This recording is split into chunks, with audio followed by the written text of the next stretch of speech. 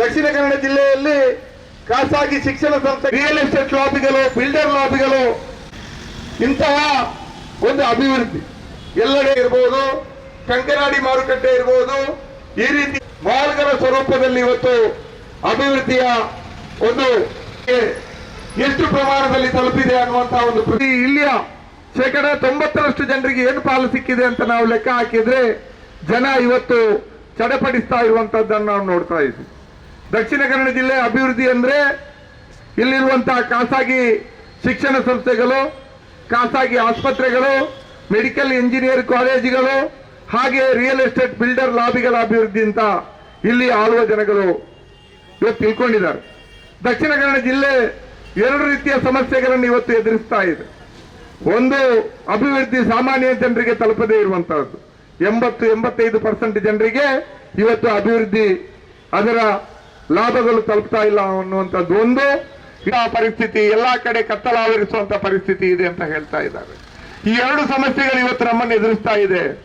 ಆದ್ರೆ ಇವತ್ತಿನ ಈ ಸಮಸ್ಯೆಗಳಿಗೆ ಕತ್ತಲಾದ್ರೆ ಸಾಕು, ರಾತ್ರಿ 11-12 ಗಂಟೆವರೆಗೆ ಮಂಗಳೂರು ನಗರವನ್ನ ತೆರೆದಿಡುವಂತಹ ಪ್ರಯತ್ನ ಮಾತ್ರ ಮಾಡಿದ್ರೆ ಸಾಕೆ.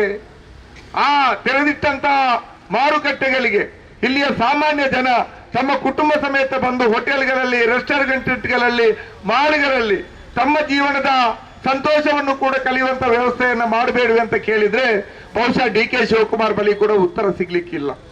ಆ ಉತ್ತರವನ್ನ ಹುಡುಕುವಂತ ಪ್ರಯತ್ನವನ್ನ ಈ ದಕ್ಷಿಣ ಕನ್ನಡ ಜಿಲ್ಲೆಯ ದುಡಿಯುವ ಜನ ಮಾಡಬೇಕಾಗಿದೆ, ಜನಸಾಮಾನ್ಯರು ಮಾಡಬೇಕಾಗಿದೆ ಅನ್ನುವಂತ ಈ ದಕ್ಷಿಣ ಕನ್ನಡ ಜಿಲ್ಲೆಯಲ್ಲಿ ಇವತ್ತು ನಿನ್ನೆಯಿಂದ ದುಡಿಯುವ ಜನರ ಪ್ರಶ್ನೆಗಳನ್ನ ಎತ್ಕೊಂಡು ಹೋರಾಟ ಮಾಡ್ತಾ ಇರುವಂತಹದ್ದಲ್ಲ.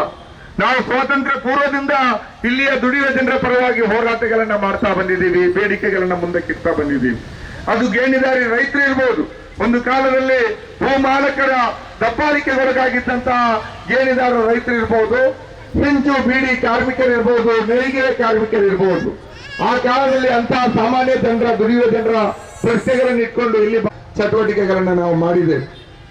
ಇವತ್ತು ಕೂಡ ನಾವು ಅದೇ ಜಿಲ್ಲೆಯಲ್ಲಿ ಕಾಂಗ್ರೆಸ್ ಪಕ್ಷದ ಧುರೀಣರಿಗೆ ಇರುವಂತ 2 ಶಾಸಕರುಗಳಿಗೆ, ಸ್ಪರ್ಧೆ ಮಾಡಿ ಸೋತಿರುವಂತಹ ಶಾಸಕ ಸ್ಥಾನದ ಅಭ್ಯರ್ಥಿಗಳಿಗೆ, ಪಾರ್ಲಿಮೆಂಟ್ ಚುನಾವಣೆಯ ಅಭ್ಯರ್ಥಿಗಳಿಗೆ, ಸೋತ ಅಭ್ಯರ್ಥಿಗಳಿಗೆ ದಕ್ಷಿಣ ಕನ್ನಡ ಜಿಲ್ಲೆಯ ಜನಸಾಮಾನ್ಯರ ನೋವುಗಳ ಬಗ್ಗೆ, ಅವರ ಸಮಸ್ಯೆಗಳ ಬಗ್ಗೆ, ಬಿಜೆಪಿ ಶಾಸಕರು ಸಂಸದರ ವೈಫಲ್ಯಗಳ ಬಗ್ಗೆ ತಾವು ಧ್ವನಿ ಎತ್ತಬೇಕು ಅಂತ ಯಾವತ್ತಾದ್ರೂ ಅನಿಸಿದ್ಯಾ ಅಂತ ಕೇಳಿದ್ರೆ ಬಹಳ ದೊಡ್ಡ ನಿರಾಸೆ ನಮ್ಮನ್ನು ಇವತ್ತು ಕಾಡ್ತದೆ.